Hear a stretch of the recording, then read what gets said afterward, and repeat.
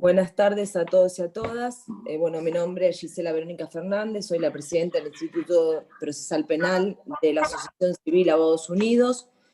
Hoy es nuestro tercer encuentro, el módulo 3, donde va a exponer la doctora Susana Nariamonti, ¿sí?, quien tratará el tema régimen penal tributario y el principio de la ley penal más benigna. La misma es abogada desde el año 1998, egresada de la Universidad de Buenos Aires de la UBA, especialista en Derecho Tributario de la UBA, mediadora prejudicial de la provincia de Buenos Aires, directora del Instituto de Derecho Tributario del Colegio de Abogados de Morón, miembro del Instituto de Derecho Público Económico, pasa a ser Instituto de Derecho Tributario en el año 2004, es miembro de la Comisión de Graduados de la Carrera de Especialización en Derecho Tributario de la UBA, es miembro invitado de la Comisión de Derechos Humanos, Defensa de la Defensa y Cuestiones Penitenciarias de la Federación del Colegio de Abogados, FACA, ex miembro adherente de la Asociación Adjuntas de Estudios Fiscales, miembro del Consejo para las Relaciones Internacionales, presidenta del Colegio Interamericano de Estudios Jurídicos, CIDEC, capítulo Argentina, vicepresidenta quinta, directora de Relaciones Institucionales y directora de la Cámara de Estudios en Derecho Tributario de la Academia Internacional de Letras Jurídicas, representante en Argentina de la Orden de la Abogacía en Colombia, asesora internacional de la Academia Jurídica de Baja California, Fraternidad y Solidaridad Jurídica, Tijuana, México, expositora en congresos y jornadas nacionales e internacionales, y autora de distintos artículos de la especialidad, docente de la UBA, actualmente docente en la Universidad de la Marina Mercante. Hoy la doctora, como verán, con una extensa trayectoria nacional e internacional distinguida, va a tratar el tema régimen penal tributario y el principio de la ley penal más benigna. ¿Cómo estás, Susana? ¿Cómo te va? Bueno, muchísimas gracias, Gisela Fernández, también al Grupo Editor y al Instituto de Derecho Procesal Penal, y a todos los que están presentes, porque hoy reunirnos a hablar del derecho penal tributario y hablar un poco también del principio de ley penal más benigna en nuestro país, es un tema que a mí me apasiona, pero creo que nos quedan muchas dudas y muchas cosas por saber. Así que bueno, yo te agradezco muchísimo y bueno, y espero que les sea de utilidad y les guste para empezar a incursionar en estos temas. No, nosotros te agradecemos a vos, un honor tenerte, un honor, un placer tenerte, la verdad, que alguien con tu trayectoria pueda compartir la experiencia, ¿no?, en una materia tan importante y tan poco vista como el régimen penal tributario, ¿no? Así es. Bueno, muchas gracias, Gisela.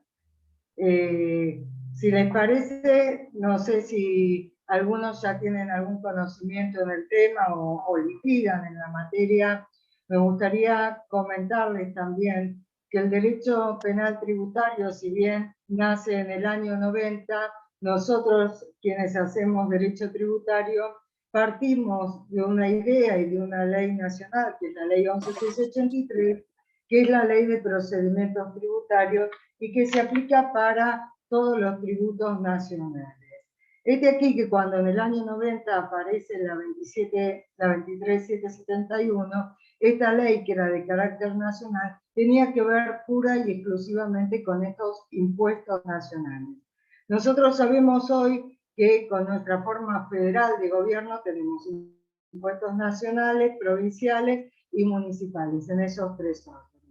Pero aquí que en una de las últimas reformas aparece la introducción también de la ley penal tributaria para lo que es los impuestos provinciales y en la Ciudad Autónoma de Buenos Aires.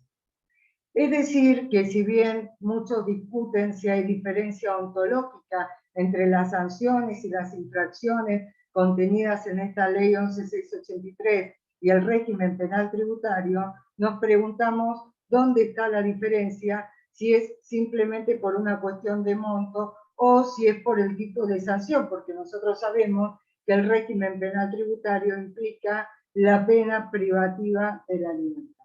Es decir, que es un sistema realmente profundo y fuerte para quienes evaden impuestos. Y otra figura que vamos a ver ahora. No sé si han tenido la oportunidad de estudiar derecho penal tributario, pero bueno, nosotros en este régimen penal tributario tenemos una reforma que no es que es bastante reciente, del año 2017, que ahora les voy a acompañar un PowerPoint, porque me gustaría que vean, siendo pocos artículos, cómo se estructura la ley, qué conductas estaría justamente sancionando. Me gusta verlo, si quieren prender las cámaras, si quieren participar, seguramente al finalizar va a haber preguntas. Y así les comparto también cuál es la idea general de esta ley. Cómo a partir, ustedes saben, muchos habrán estudiado más haciendo penal, en la teoría del delito, justamente lo que son las condiciones objetivas de punibilidad, ¿no? Y cuando algo establece un elemento del tipo, es decir, ¿qué nos va a diferenciar?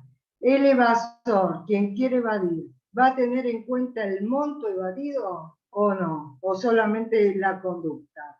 Bueno, aquí que jurisprudencialmente y también desde la doctrina hemos llegado al acuerdo de que el monto contenido en la ley penal tributaria es una condición objetiva de punibilidad. Eso que implica que no importa si el sujeto quiere evadir o no menos plata. Una vez que llegó al importe que establece la ley penal tributaria, en ese caso ya estamos hablando de que está por fuera de esas conductas contenidas en la ley 11.683 y ya pasamos a este régimen penal tributario. Otra cuestión que quiero también señalar, que vamos a hablar al finalizar, es que los montos, estos montos por los cuales hoy tenemos esta ley penal tributaria, tienen que ver también a un valor que era cuando se dicta la ley 27.430, es decir, que ese monto no ha sido actualizado y con la inflación que tenemos hoy, tenemos un monto bastante diferente y una situación política y social totalmente distinta. Esto como introducción al tema. Bueno, les voy a compartir un resumencito de la ley, que en realidad es una ayuda a memoria, les puede servir a ustedes, lo pueden leer también de la propia ley. Pero, ¿por qué? Porque si ustedes no han leído la ley, les va a servir para ir leyendo los artículos en particular. No estoy habilitada para compartir. No sé si lo podré compartir. A ver. Si no, les voy comentando. Y a ver si... No. Ahí, mire, doctora, tiene al medio de la pantalla la opción de compartir, si no lo voy a hacer. No, pero acá dice que no tengo el host. A ver. Mire.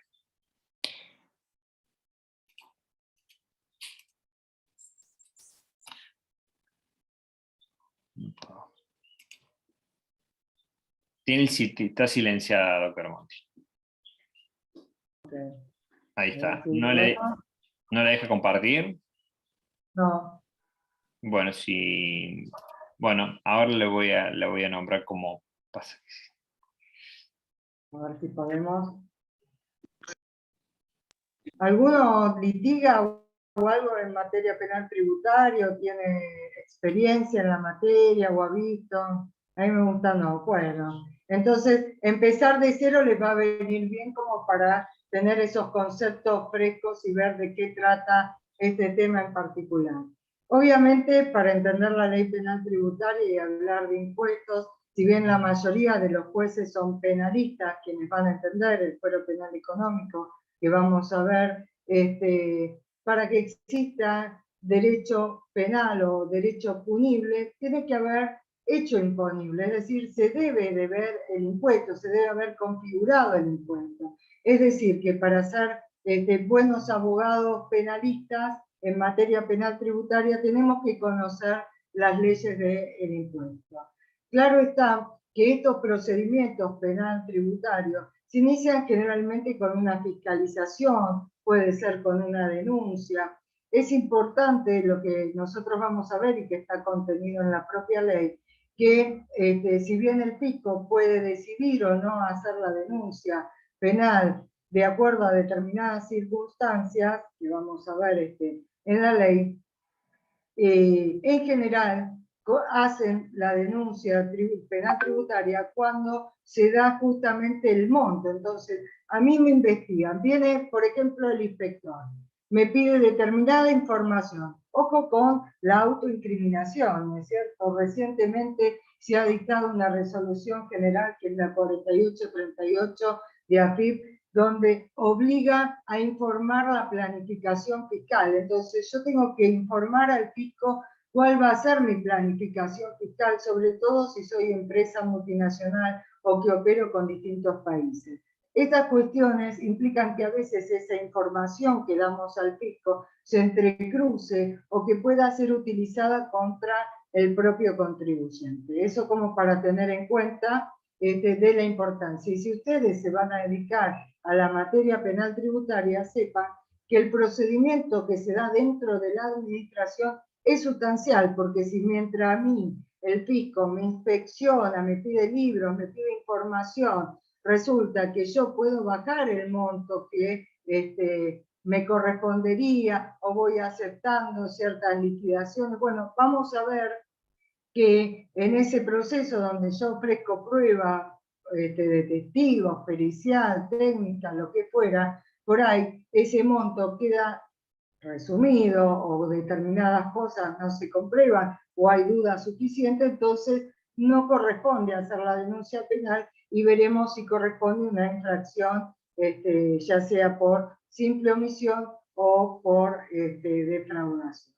Distinto es el caso de las cuestiones de seguridad social. Recuerden que cuando hablamos de temas impositivos, hablamos de temas que tienen que ver con los tributos, temas que tienen que ver con el régimen de seguridad social y con el régimen aduanero.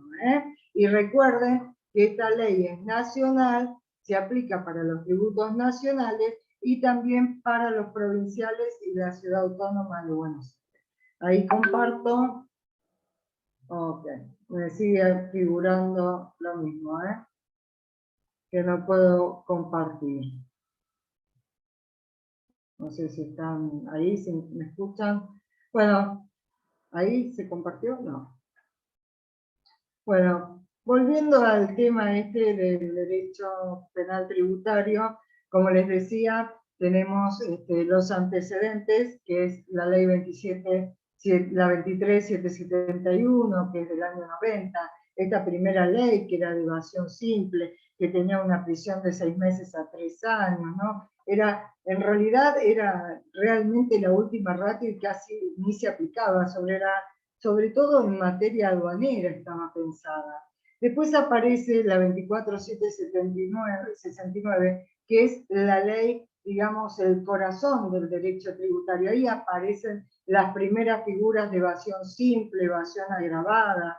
Esta es del año 93. En esa época ya teníamos un monto, imagínense, en el año 96, de 100.000 pesos, es decir, estábamos hablando, si lo hacemos en dólares, ¿no es cierto?, un monto realmente alto.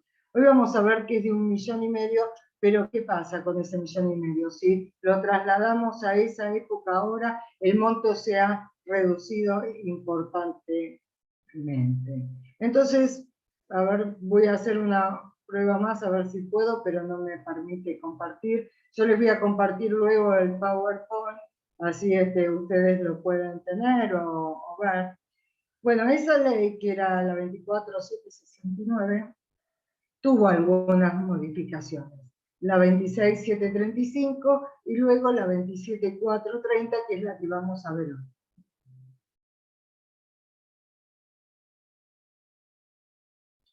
¿Qué conductas establece la ley o cuál es la finalidad de esta ley?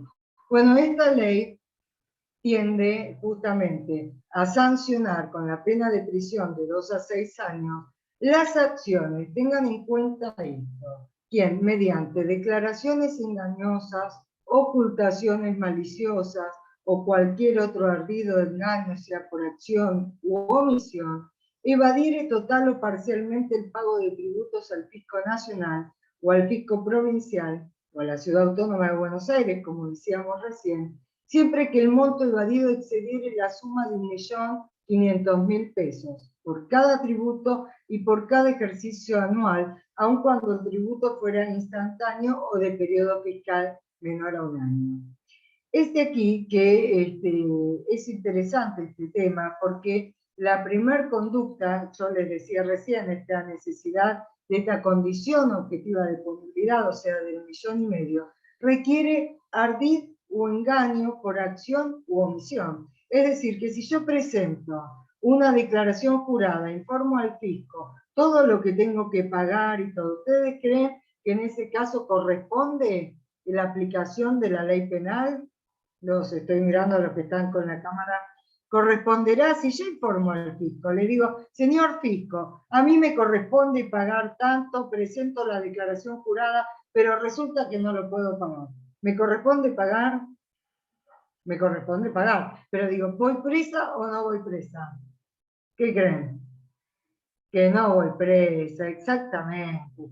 Porque acá implica, muy bien, que está Ramos ahí conectado, requiere esta actitud ardidosa, dolosa, esta intención, ¿no es cierto? Ahí está, ya sea por acción u omisión. Es decir, que generalmente lo que se da es una ocultación de la base, o por ejemplo también se dejan de declarar ciertas cosas. Por eso es importante informar, y si no, lo que se transformaría es justamente algo que está prohibido en la Constitución, que es la prisión por deuda. En ese caso tenemos en claro que no existe la prisión por deuda y tampoco podría hacerlo con relación al Estado. Es decir, que hace falta demostrar esta acción.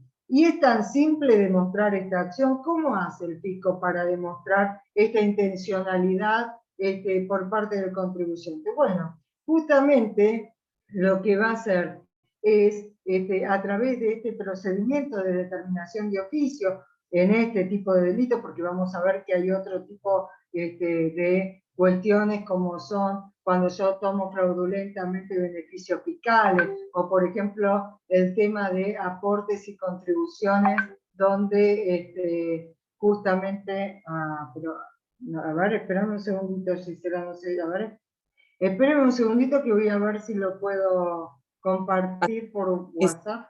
Si me lo pasás por WhatsApp, Juan te lo puede subir. A ver, esperame un segundito, a ver si va por acá. Bueno, volviendo al tema de las conductas que están, es importantísimo esto, que ustedes tengan presente ahí está, bueno, régimen penal tributario, bárbaro. Vamos al artículo 1, evasión simple. Ahí está. Bueno, ven que acá está de 2 a 6 años, 1,5 millones, que es justamente ya sea por acción o omisión. Vimos que es una condición objetiva de punibilidad. En general estos tipos de delitos son de peligro, digamos. ¿Qué es lo que se trata de resguardar? Bueno, justamente la hacienda pública, los ingresos del Estado. Es importante señalar que este tipo de delitos justamente tienen una finalidad que muchas veces se integra con otras normas, porque evidentemente para poder ver si hay evasión, tengo que ir a la ley justamente de la provincia de Buenos Aires, y voy a hablar de evasión de 1,5 millones de pesos por ingresos brutos, al código de la provincia, al Código Fiscal de la provincia de Buenos Aires, o al Código Fiscal de la provincia de Misiones, etc. O el de la Ciudad Autónoma de Buenos Aires. Bajamos, seguimos en el siguiente. Bueno, también la ley habla de una evasión agravada. Acá ya ven que los años de prisión van de 3 años y 6 meses a 9 años de prisión. Y acá ya empiezan a jugar otros factores, que es cuando el monto evadido supera los 15 millones de pesos, o cuando, por ejemplo, ha intervenido a personas humanas o jurídicas o entidades, o sea, interpósitas personas, negocios, ¿no es cierto? Justamente fondos fiduciarios o cooperativas, digamos, jurisdicciones no cooperantes. Van a ver también que muchas de las normas estas en materia penal tributaria han sido copiadas de otras legislaciones que, por ejemplo, la OCDE establece justamente para qué. Para que aquellos países que tienen, por ejemplo, digamos, beneficios fiscales o, por ejemplo, no informan determinadas cosas, justamente lo que logremos sea regímenes de información y que todos los países concurran a informar. O sea, tiende en alguna medida a lograr esa cuestión, ¿no es cierto?, de evitar el delito económico internacional. Aquí que también se utilizan la evasión agravada para todo lo que tiene que ver para la utilización fraudulenta de exenciones, de grabaciones, diferimientos, liberaciones, reducciones. Acá ya requiere 2 millones de pesos. Y después un tema que es el tema o el leading case que se utiliza muchísimo y que la mayoría de los casos tiene que ver con la instrumentalidad. Esto de las facturas apócrifas, ¿no?, que todos conocemos. ¿Qué pasa con esas facturas? Hoy es difícil utilizar facturas apócrifas porque casi todos tenemos que hacer la factura mediante internet. Yo les cuento que soy de la época de Taqui. Taqui fue un funcionario de la AFIP que creó justamente este sistema de facturas electrónicas. Mira que bien acá lo puedo, no, electrónicas no, el sistema de facturación, porque antes no existía. Algunos eran responsables inscriptos y llevaban libros. Hoy todo es por internet. Bueno, ¿qué pasa? Bueno, entonces acá requiere justamente el tema de la utilización de facturas apócrifas. Entonces, esto es difícil de hacerlo, pero se han creado empresas justamente fantasmas para hacer de usina de facturas electrónicas. El caso Kansstein, un montón de causas muy famosas. Seguimos. La próxima.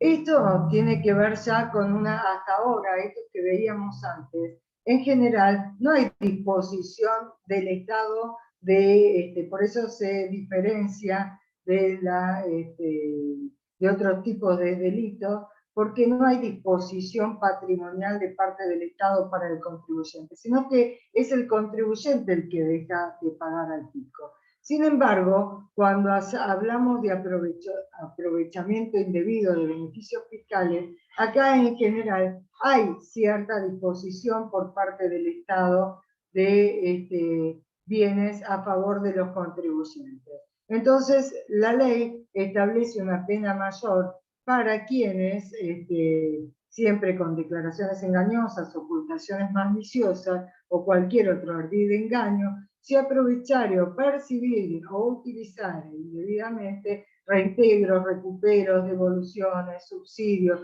o cualquier otro beneficio de naturaleza tributaria nacional, provincial o correspondiente a la Ciudad Autónoma de Buenos Aires, siempre que el monto de lo percibido y el aprovechamiento utilizado, cualquiera de las formas, supere 1 millón de pesos, 1.500.000 pesos en el ejercicio anual. Continuamos. Gracias. Apropiación indebida de tributo. Bueno, acá es aún mayor. ¿Qué es esta apropiación indebida de tributos? Bueno, vamos a ver que este tipo de figura lo vamos a ver también en los artículos siguientes cuando hablemos de seguridad social.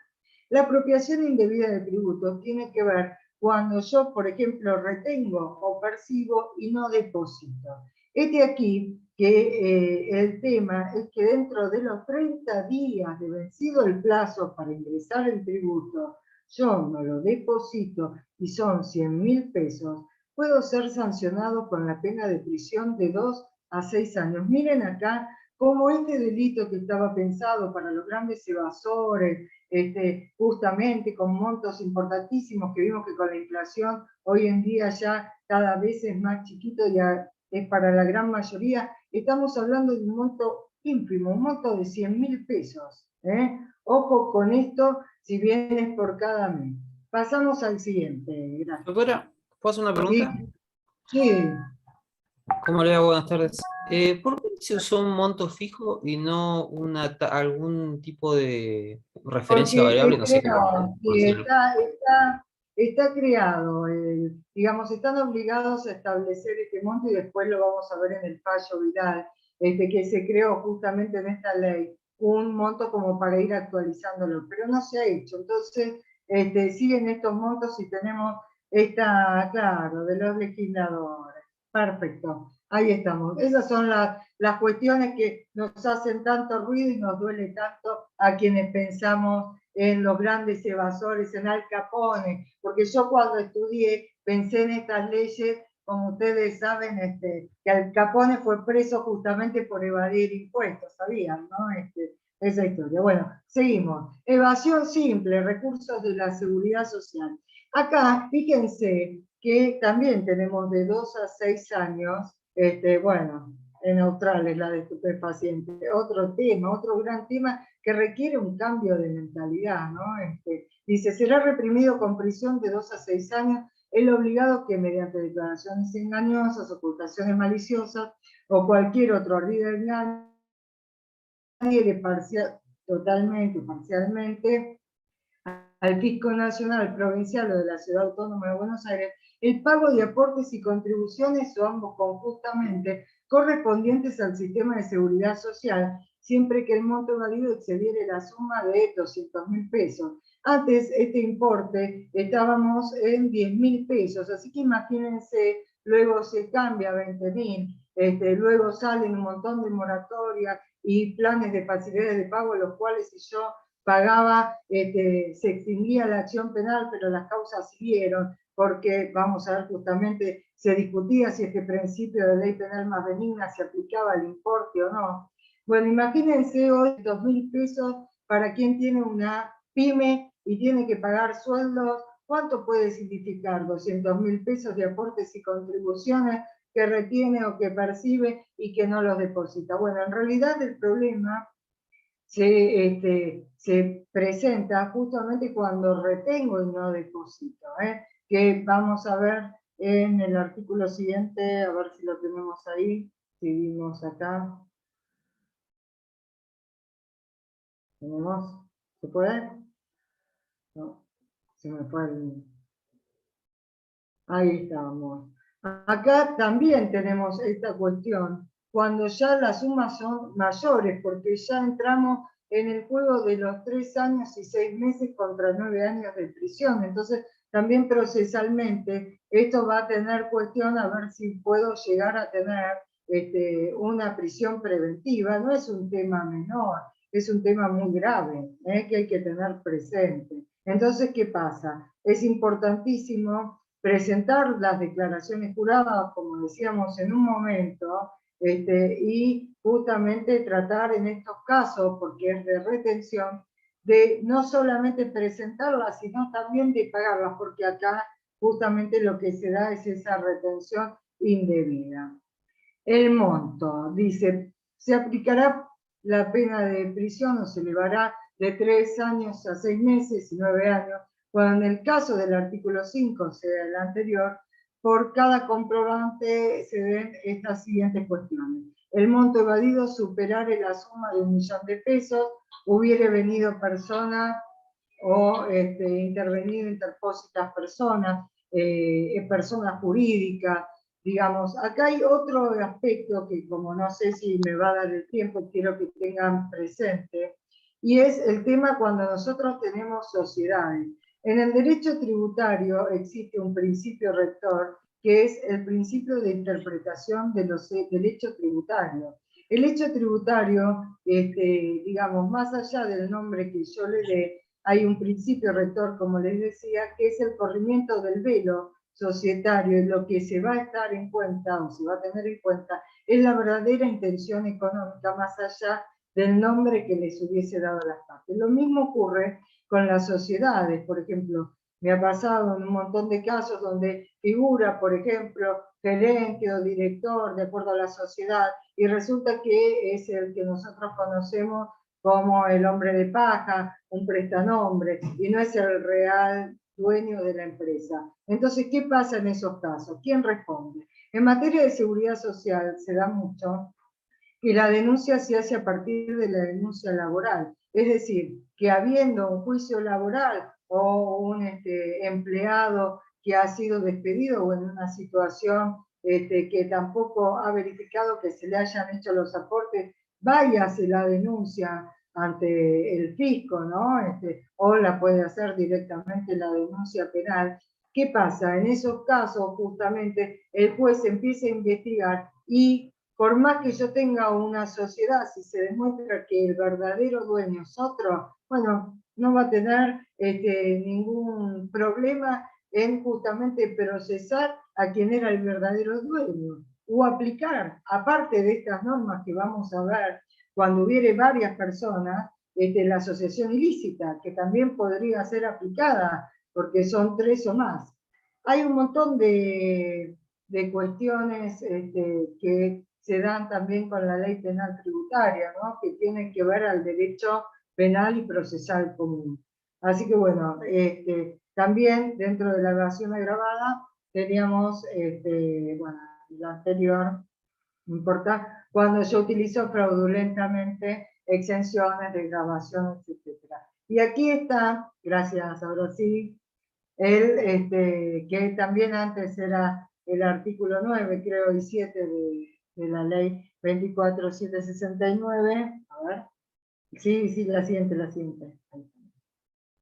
La apropiación indebida de recursos de la seguridad social de 2 a 6 años, el empleador que no depositare total o parcialmente dentro de los 30 días corridos del plazo de ingreso el importe de los aportes retenidos a su dependiente con destino al sistema de la seguridad social, siempre que el monto ingresado superase la suma de 100.000 pesos por cada mes. Es decir, que a estos 100.000 pesos llegamos enseguida. ¿Cuál es la forma como para decir qué pasa? En el derecho de la seguridad social, cuando yo en el recibo pongo que retuve, se entiende justamente, no sé qué pasó acá, algo dice, bueno, se escucha bien, ¿no? ¿Me escuchan bien? ¿Me siguen? Sí, ahí está. Genial. Perfecto, súper perfecto. Bueno, justamente una de las cosas que se dan como defensa, que decimos, bueno, en realidad yo le hice el recibo a mi empleado, pero no le pagué o le pagué en cuotas porque la situación económica global no tenía dinero. Bueno, yo voy a tener que demostrar que efectivamente no le hice la retención, porque si yo le doy un recibo a mi empleado diciéndole que le retuve, o en una causa penal se demostró que era mi empleado y que yo le pagaba el sueldo, entonces no estoy en una situación extrema, por eso digo que se aplican las cuestiones de derecho penal común, ¿no es cierto?, de estos exculpantes de responsabilidad, porque en definitiva, si yo le retuve no era plata mía, era plata de él, yo le pagué el sueldo, la plata estaba, entonces, digamos, tengo que demostrar qué pasó con esa plata efectivamente, por qué no la deposité. Y tiene otra cuestión fundamental, todas estas leyes, y es que justamente el sistema de seguridad social tiene una connotación para la población, para los individuos, que no puede el Estado dejar de pagar las jubilaciones, justamente las pensiones, todo este régimen tan importante para la sociedad. Aquí que también dice, idéntica sanción tendrá el agente de retención o de percepción de los recursos de la seguridad social que no depositare total o parcialmente dentro de los 30 días y corrido el plazo, siempre que el monto ingresado no superase la suma de 100.000 pesos. Es decir, tanto retención como percepción en términos generales. ¿Por qué? Porque tendría que darse justamente en el Sistema Nacional de Seguridad Social, pero bueno, está el tema también qué pasa con las cajas provinciales. ¿Puede utilizar? En principio no, es solamente seguridad social a nivel nacional. Bueno, seguimos en la siguiente. Otra cuestión que es que trabaja la ley es los delitos fiscales generales, ya no que tienen que ver directamente con los impuestos, sino también la obtención fraudulenta de beneficios fiscales, ¿no? Esto que tiene que ver a un reconocimiento, una certificación. ¿Qué va a pasar en esto? Y resulta que yo miento, en realidad es una sociedad fantasma que lo que quería era solamente obtener beneficios fiscales, y bueno, acá pasa también esta cuestión de la necesidad de las ocultaciones maliciosas, el ambiguo, el engaño. Seguimos. Seguimos. Siguiente. Insolvencia fiscal fraudulenta. Hace un tiempo armamos una charla en el Colegio de Abogados de Morón sobre la insolvencia fiscal fraudulenta. ¿Por qué? Porque ¿qué pasaba justamente ahora con todo esto del COVID y de que no podíamos hacer nada? ¿Por qué? Porque casi todas las empresas pararon, salió el caso también de Vicentín. ¿Qué pasa cuando la empresa se insolventa fraudulentamente para no pagar los impuestos? Bueno, esto generalmente, este tipo penal, no tiene consecuencias. Digamos, la FIP hoy en día no ha investigado casi a nadie, sí podría aplicarse, me encantaría que hubiese, pero en muy pocos casos con este tipo de tipo penal, justamente que haga a esta insolvencia fiscal fraudulenta. ¿Por qué? Porque una de las cuestiones que requiere este tipo penal es la necesidad de que haya tomado conocimiento de la iniciación de un procedimiento administrativo o judicial. Es decir, que en algún punto, si alguien está hablando o está haciendo... No, ahí. Bueno, sí, en ese momento, ¿qué pasa? ¿Cuándo me entero yo? Me entero yo cuando hay una orden de inspección, cuando el fisco me viene a requerir, o también podría ser, si nunca me enteré y me viene una ejecución fiscal y digo, bueno, eso no lo voy a poder hacer nunca. Otra cuestión, veo que me han cambiado, es la simulación dolosa de obligaciones. Bueno, si me pasan todos rápido. Bueno, seguimos, vamos bien, ahí está. Otro de los delitos es la simulación dolosa o cancelación de obligaciones. Acá, en realidad, tiene que ver con otro tipo de acción típica que tiene que ver con cuando ustedes se acuerdan que, no sé, hace tiempo atrás se hacían los pagos y venían los sellos de los cajeros con otros, eran truchos los sellos. Bueno, acá requiere simular la cancelación total o parcial de las obligaciones tributarias. Este tipo de delito vamos a ver que para el contribuyente común pareciera ser muy difícil. ¿Por qué? Porque esto lo maneja el sistema informático de la FIP, digamos. Requerimos en algún punto, salvo que sea un ciberdelito, la participación también de un funcionario. Bueno, seguimos, ahí está. Y también los montos. Alteración dolosa de registro, que está relacionado con esto también, cuando los registros se adulteran o se ocultan, ya sea que fuera soportes documentales, con el propósito de disimular la real situación fiscal del obligado. Hace poco se habló también desde la OCDE de ir a inspeccionar directamente la nube. Ustedes saben que la mayoría de la información nosotros la podemos almacenar en una nube. Entonces, bueno, ¿puede el fisco a través de estas fiscalizaciones virtuales ingresar a las nubes? Estas conductas no se judicializan, no, claro que no. Es muy poco lo que hay, no se investiga esto, o por lo menos no llegan, digamos, a dar publicidad con estos temas. Delitos de cuello blanco. Así es, así es. Bueno, los sistemas informáticos, equipos electrónicos, suministros, autorizaciones, también los sistemas homologados. Bueno, ¿qué pasa justamente cuando tenemos que cargar los tickets, ¿no? bueno, estas cuestiones hacen este tipo de delitos que sí están, sí hay algunos casos, pero no son su gran mayoría. La gran mayoría tienen que ver con la no registración, con ese tipo de delitos en nuestra economía. Si nosotros analizamos el sistema económico nacional, tenemos mucha economía en negro, muchísima economía en negro. Entonces, estos tipos de delitos que baja esta condición objetiva de punibilidad cuando hablamos de evasión, implica que, como hablamos en la jerga, se pesque siempre la misma pecera entre los mismos, ¿no? Y en general a los que se persiguen son a los grandes contribuyentes nacionales. No digo que no evadan, sino por el interés fiscal que representa para el Estado. Bueno, seguimos. Acá, y esto es interesante también, la figura, como decíamos, del funcionario o el empleado público, ¿no? Que se incrementan las conductas y a su vez se imponen la inhabilitación perpetua para desempeñarse en la función pública. A mí, hace muchísimos años, me tocó un caso de cohecho de las funcionarias de la AFIP, donde pedían colma, esto que y fueron, en realidad pidieron un juicio abreviado, y bueno, pero fue un despliegue, si les cuento la historia, cómo las allanaron, cómo buscaron los libros, fue todo una movida bastante importante para encontrarlas, porque implicaba también muchos funcionarios del propio organismo. Bueno, seguimos.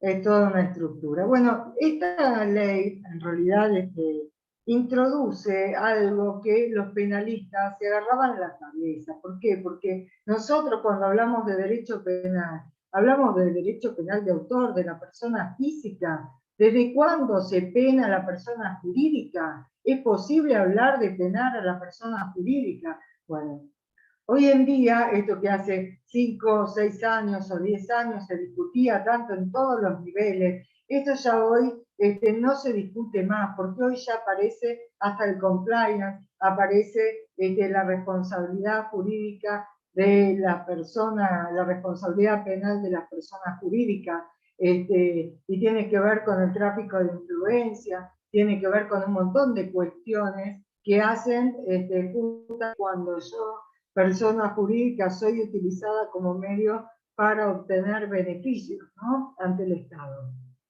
Entonces, ¿cuáles son esas sanciones?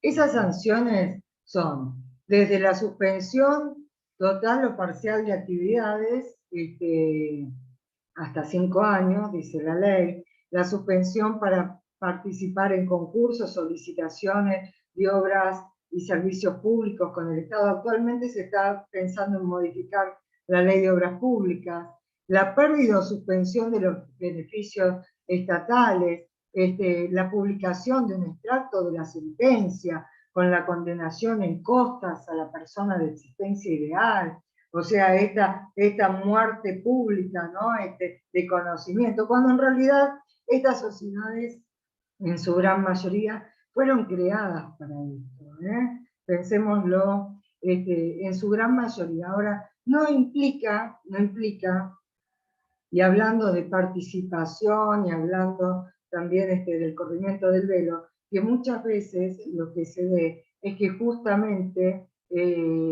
a veces en determinadas estructuras, ciertos accionistas o ciertos directores no sepan o no estén en la parte que decide justamente evadir o no pagar determinados tributos o beneficiarse ilícitamente de cuestiones con el Estado. Es decir, yo puedo formar parte de esas sociedades y no ser responsable o no tener conocimiento de eso.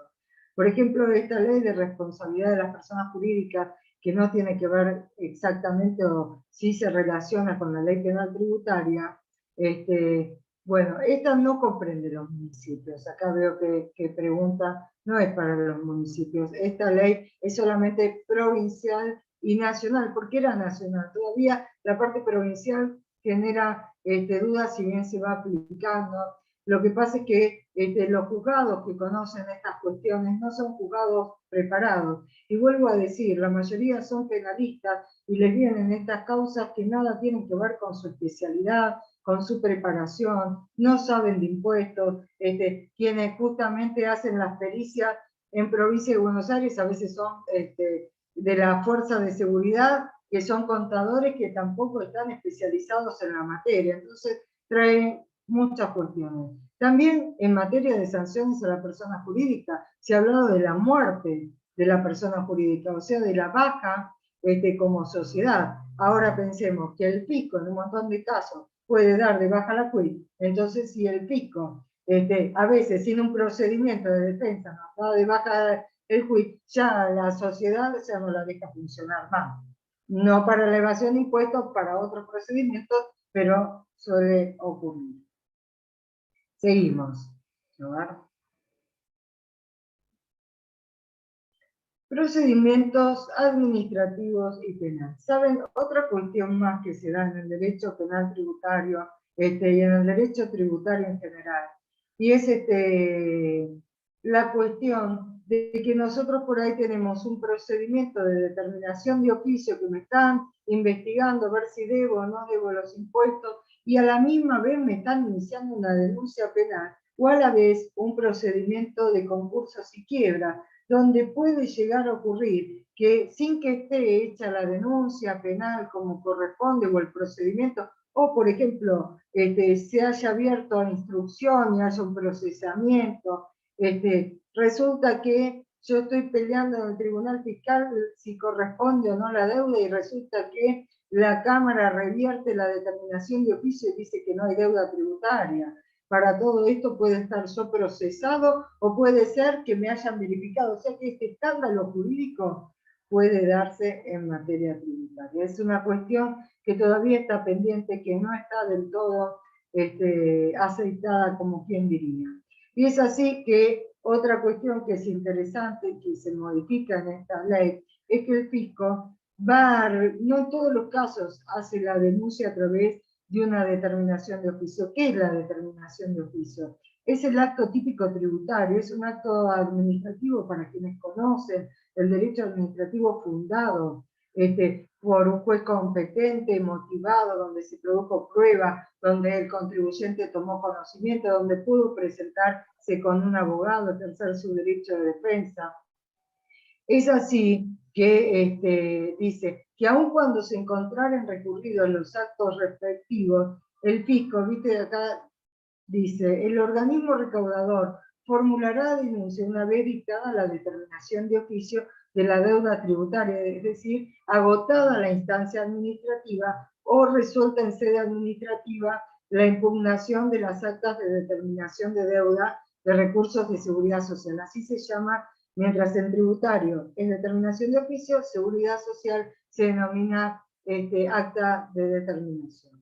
Pero ¿qué pasa? Resulta que yo voy y los impugno, me voy al tribunal fiscal a pelear, o resulta que me voy a la Cámara previo pago del impuesto a pelear. Pero para todo esto igualmente me hacen la denuncia.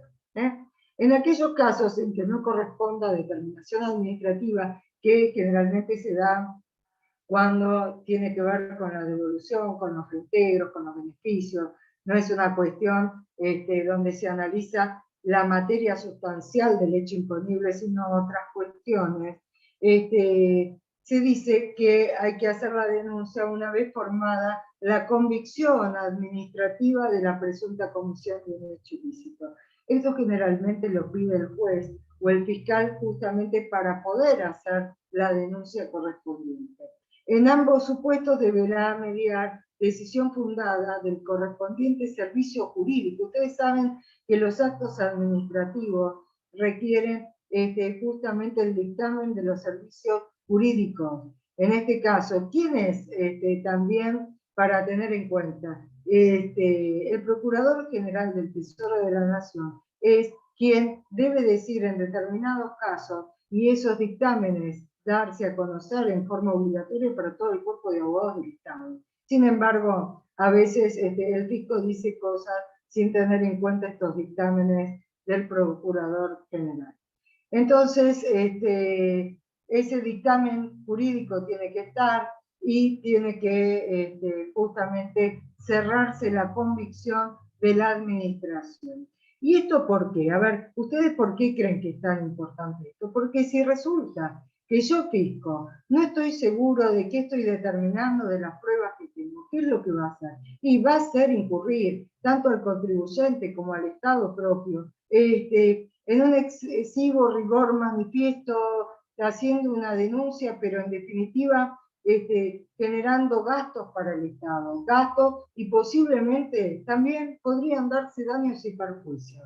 Estamos atentos con esto, porque también ha habido casos, conozco, de donde a quienes son funcionarios realizan denuncias y se los denuncia por falsa denuncia.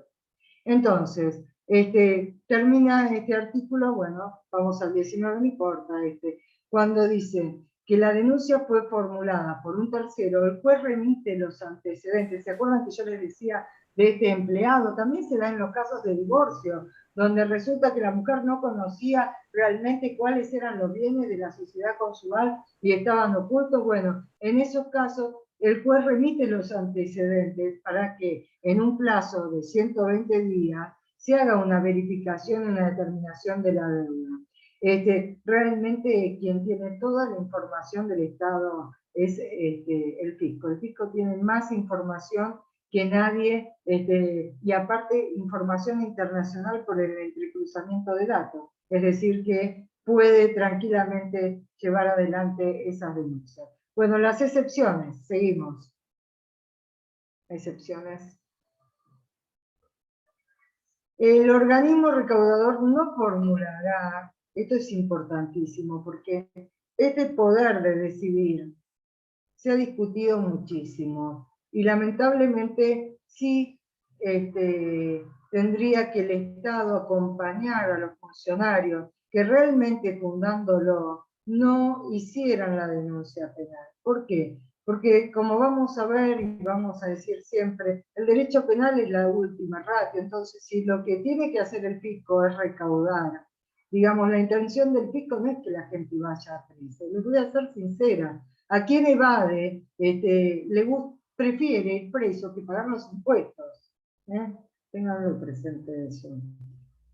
Y si van a ser sus abogados, sepan que si no les paga el fisco, menos le va a pagar los honorarios. Así que traten de arreglar los honorarios previamente antes de defender a los contribuyentes, porque se hace muy difícil. En general también tienen la posibilidad de defenderse con un defensor oficial. Es así, bueno, que dice la ley, que el organismo recaudador no formulará denuncia penal cuando surgiere manifiestamente que no se ha verificado una conducta punible, dadas las circunstancias del hecho, o por mediar un comportamiento del contribuyente o responsable que permita entender el perjuicio fiscal, obedece a cuestiones de interpretación normativa. Esto es fundamental también.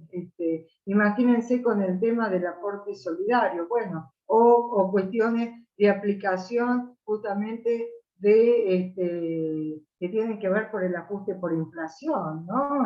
Qué difícil con la inflación que existe en la Argentina, discutir el monto o cuestiones interpretativas, ¿debía tributar, no debía tributar? Bueno, me correspondía, era justamente contribuyente por el lugar donde residía. Esas cuestiones, imagínense, hoy con las monedas virtuales, si bien el derecho se presume conocido, no es así, menos el derecho tributario, menos el derecho fiscal. Ahora, estas cuestiones, por eso es tan importante que los abogados se dediquen a estudiar el derecho tributario, se dediquen a estudiar el derecho penal tributario, porque en general quienes se defienden son las grandes empresas. El pequeño contribuyente o el mediano no se defiende, porque esto implica justamente contratar un profesional especializado, y a veces es alto el costo, o prefiere de alguna forma salir de esta cuestión, ¿no es cierto?, a través de bueno, el propio Estado. Bueno, el propio Estado, pastor. Bueno, cuántas cosas, cuántos temas. Entonces, Igual acá dice que no van a tener que hacer, imagínense que hubo una consulta y había otro dictamen y el fisco cambia de criterio. Bueno, tampoco correspondería porque en definitiva hay dudas suficientes sobre la realización del hecho imponible. Pero bueno, ¿qué pasa? Para tomar esta decisión de no hacer la denuncia penal, digamos, deberá ser adoptada mediante una decisión fundada, con el dictamen correspondiente del servicio jurídico. Antes requería justamente el dictamen del procurador del Tesoro. Entonces, es una función de contralor también. Bueno, seguimos, y lindo tema para trabajar un día. Otros procedimientos, como decíamos, si a mí me hacen la denuncia penal, ellos no suspenden ni impiden la sustanciación y resoluciones de procedimientos tendientes a la determinación y ejecución de la deuda o de los recursos de seguridad social, contenciosos administrativos, judiciales. La autoridad administrativa se abstendrá de aplicar sanciones hasta que se dicte sentencia definitiva en sede penal, la que deberá ser notificada a la autoridad judicial que corresponda al organismo, y en este caso no será de aplicación lo previsto en el artículo 74 del texto ordenado en la ley 11.683 y sus modificaciones. ¿Por qué? Porque acá hay otra cuestión también. ¿Qué dice el 74? Cuando a mí me hacen esa determinación de oficio, en general, si a mí me aplican, por ejemplo, sanciones como omisión de impuestos o defraudación que implica una multa, esa multa la puede aplicar el fisco más allá de que aparte me haga una denuncia penal. En mi caso, yo sostengo que acá hay una doble persecución penal, porque para mí tanto las multas como la clausura, como cuando hacen el otro tipo penal, cuando me retienen los bienes, una incautación de bienes, en esos casos ya esas son sanciones, y esas sanciones tienen la misma naturaleza penal que tienen este tipo de delitos. Hay un montón de fallos en este sentido respecto de la naturaleza penal del ilícito tributario. Les aconsejo, si van a leer, que lean la obra del doctor Damarco, que es maravillosísima. Así que bueno, asimismo dice que una vez firme la sentencia penal, el tribunal la comunicará a la autoridad administrativa respectiva y ésta aplicará las sanciones que corresponda sin alterar las declaraciones de hechos contenidos en la sentencia judicial. Bueno, si ahí hay que ver también, cuando hablamos de eso, ¿qué pasa? No, está bien, no hay problema. Poder pasar a la siguiente. ¿Qué pasa cuando se trata de una falta de mérito? ¿No es cierto? ¿Por qué? Porque ahí en realidad no habría proceso penal, pero en definitiva si aparecieran nuevas pruebas, el juez podría volver a instruir y a seguir con estos procedimientos. Medidas de urgencia, contenidas en la ley, artículo 21. El juez puede pedir, ¿no es cierto? Y también el funcionario, nosotros estas normas las tenemos en la ley 11.683 también. Medidas cautelares, allanamiento, sustracciones, un montón. Pero todas estas leyes tienen que estar fundadas, es decir, cuando yo pido una orden de... Sí, Juan Manuel, acá te escucho. Sí, acá estoy. No, la consulta era porque pasamos del 18 al 21 y el artículo 16, que es el artículo que admite digamos, la extinción de la acción penal en el caso que, una vez formulada, no lo tengo acá a mano, lo recuerdo, pero no lo tengo acá a mano, una vez formulada la notificación fehaciente, creo que dice, de elevación, como que tiene la posibilidad el contribuyente de, bueno, pagar todo con los costos, con los intereses, con todo las sanciones que le imponga, y eso extingue la acción penal. A mí lo que me daba la sensación es que, haciendo una inteligencia entre los artículos, el de recién, de la facultad del organismo, de no denunciar en un montón de ocasiones que resultan lógicas, más el artículo 16, E incluso con el nuevo Código Procesal Penal Federal, en esto de la reparación integral del daño del 64 y del 22, se da una situación en la que es casi ya un régimen que no tiene no lleva a ningún lugar, o sea, ya no lleva a ningún lugar en términos generales, o sea, creo que las condenas por delito tributario son tan escasas como, no sé, pero ahora incluso entre la posibilidad de que los códigos procesales admiten las reparaciones integrales, entre el artículo 16 que admite la extinción por pago incondicional, entre el artículo 19, vimos recién, ¿no? Yo me acuerdo que admite que la posibilidad de que el organismo decida no denunciar.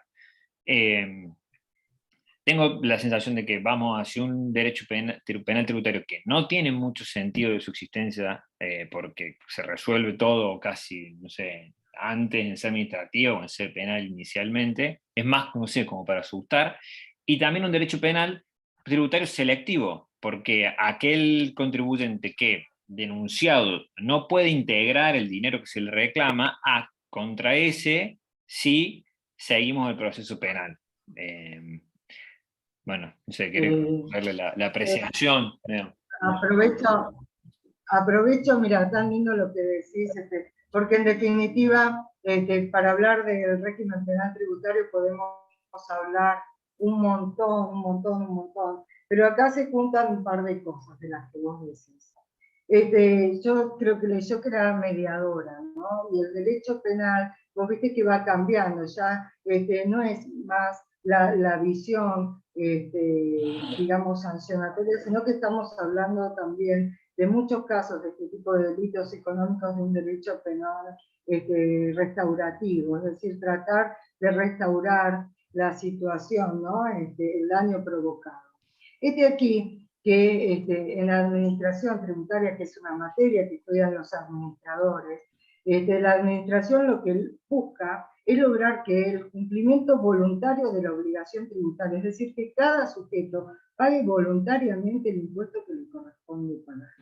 Ahora, ¿hace eso el fisco? No, no hace eso el fisco, porque para hacer eso el fisco tiene que el contribuyente saber que si no cumple tiene, digamos, la posibilidad que lo busquen y que lo sancionen, y que esa sanción sea más gravosa que haber evadido el tributo, ¿se entiende? Es decir, eso que a mí me va a perjudicar, por lo cual yo voy a decidir cumplir en lugar de no incumplir, implica que realmente si yo no incumplo, yo me perjudique y sepa que me voy a perjudicar. A ver, las sanciones grandes, como es esta de la prisión, por sí sola no basta, digamos, se tiene que cumplir, es decir, si yo voy a evadir, tenemos que saber todos que el fisco me va a detectar y voy a ir preso, si no, no genera esa voluntad de cumplir. Eso por un lado.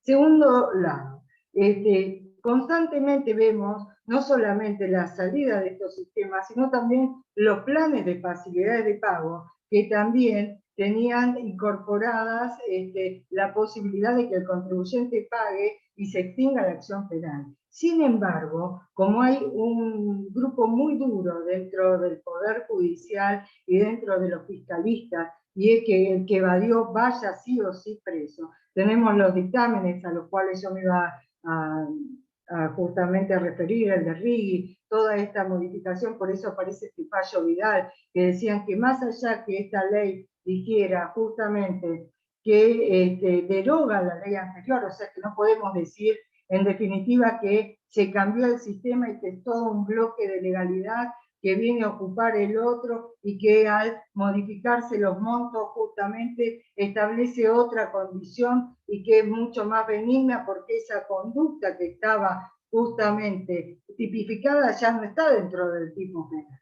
Entonces, esto generó mucha discusión, por eso ha llegado el fallo de la Corte. Yo tengo causas que llevan casi 10 años en procedimiento, y que el contribuyente ha pagado, pero el juez dice, no, pero sí pagó, pero eso no alcanza, y que se allane, y pero no, y va a cámara, y en casación, que casación nunca se metió por cuestiones políticas para meter a ciertos grandes evasores, aparecen figuras que no estaban antes dentro de la sala y aparece todo una guerra judicial, porque la guerra judicial hoy en día existe, la sabemos lo que está pasando en nuestro sistema judicial, que justamente lo que pasa en Comodoro Pi, en la Corte Suprema, que tiene pocos miembros. Necesitamos una reforma del sistema judicial. Proceso de 10 años, donde recién ahora, por ejemplo, la Corte dice que sí se aplica la ley penal más benigna, pero a su vez tiene que remitir las causas a casación, que casación hubiese debido reunirse en pleno, porque era solo una de las salas la que tenía esta posición de que no se aplicaba la ley penal más benigna, contrariando lo que establecía la Cámara en lo penal económico. Habla de muchas falencias. Es decir, si yo pienso que se busca con estos tipos de leyes y es que el contribuyente pague, bárbaro. Pero ¿qué pasa? Realmente en países donde hay una inflación como la que tenemos hoy en día en Argentina, el pagar implica realmente resarcir el daño causado en su momento al Estado. ¿Cuánto va a pagar? ¿Cuánto se le determina? Creo que hay muchas cuestiones que tenemos que sentarnos a discutir y hablar. Por ejemplo, Juan Manuel Álvarez Echagüe ha hablado también de esta ley penal tributaria, como decías vos, Juan Manuel, justo, que no servían ya para nada porque si estaba esta posibilidad. Sin embargo, si pensamos en un derecho reparador, un derecho, yo creo que no está mal que el contribuyente pague. Ahora, sí podría darse que no pudiera pagar. Digamos, yo soy de la idea, y hoy en día mucho se utiliza en lavado también, estamos en contacto con, como decía recién Gisela, con otros abogados, jueces, fiscales de otras latitudes. Esto que vemos en Argentina se da en toda América Latina, es exactamente igual. Por ejemplo, pero bueno, por ejemplo, hoy en día hay un fallo del doctor Yadarola, muy famoso, donde justamente esos bienes que se incautan, ya sea por lavado o por evasión en los allanamientos, cuando se recuperan, se llevan justamente a subasta y eso vuelve para el Estado, porque a veces estas personas que han evadido lo que hacen es licuar esos bienes, desaparecer esos bienes. Y otra cuestión que tenemos que tener muy presente es en estos regímenes de información, de los que eran antes paraísos fiscales. ¿Por qué? Porque, digamos, esto de querer justamente establecer impuestos no se da solamente en Argentina. Todos los países desarrollados quieren establecer impuestos en las personas que viven en sus países, o si no, hablar de renta mundial y aplicarles a todos. Tenemos otras personas, tenemos otro cambio de paradigma que tiene que ver con las empresas multinacionales, el ciberdelito. Hay cuestiones que creo que la ley está muy retrasada para lo que tendríamos que estar analizando, que son, sin lugar a dudas, los ladrones de guantes blancos que más daño hacen a la sociedad, porque el Estado, para hacer efectivos los derechos, requiere de esos ingresos y de esos tributos. Es decir, el que es el director de la carrera de Derecho Tributario, Horacio Corti, en la UBA, hace poco sacó un libro que dice financiar la Constitución, es decir, que para que yo pueda tener un derecho a la vivienda digna, a la salud, a lo que fuere, se necesita la correspondiente partida presupuestaria, es decir, que el Estado requiere de esos ingresos. ¿Es la finalidad del Estado que la gente vaya presa? No, evidentemente no es la finalidad del Estado. Pero si el Estado no logra de alguna forma la administración generar ese cumplimiento voluntario de la obligación tributaria, y bueno, estamos pisando siempre el lodo, no logramos recaudar, no logramos administrar, no logramos ser nunca un país serio, porque para todo esto le sumamos la inseguridad jurídica, cuestión que también influye para que las grandes empresas no vengan, o la pequeña y mediana industria no venga a invertir, a producir y a dar fuentes de trabajo. Esto en definitiva le agrego para mucho más. Le agrego una breve contestación nomás y con esto la dejo por favor en la clase. Es que para mí yo también en unos días me defiendo una tesis de justicia restaurativa, así que trato de estar al tanto de lo que implica la reparación, pero tengo la sensación de que en este tipo de delitos, sobre todo estamos hablando de evasiones tributarias cuyas evasiones son penales, por lo tanto los montos son elevados, creo que en estos casos en concreto es donde más uno podría comprender la utilidad de la prevención general, sobre todo más que la prevención general de la pena, digamos. O sea, la pena como penalidad. amenaza real y concreta para el pago, porque son gente que está absolutamente integrada a nuestra comunidad, que no tiene ningún factor de exclusión ni de ausencia de derecho, que pueda hacer oír sus demandas con facilidad. Estamos hablando de gente que tiene montos altos de evasión, por tanto su facturación también es alta. Y a lo que voy es que... ¿1,5 millones sí, no es una suma alta? Es para una pyme. Es para una pyme. Hablando de 100.000 pesos de aportes y cargas sociales podría pasar para quien tiene una fábrica de pasta y tiene una empleada. No, yo estoy de acuerdo con eso, pero en términos generales son personas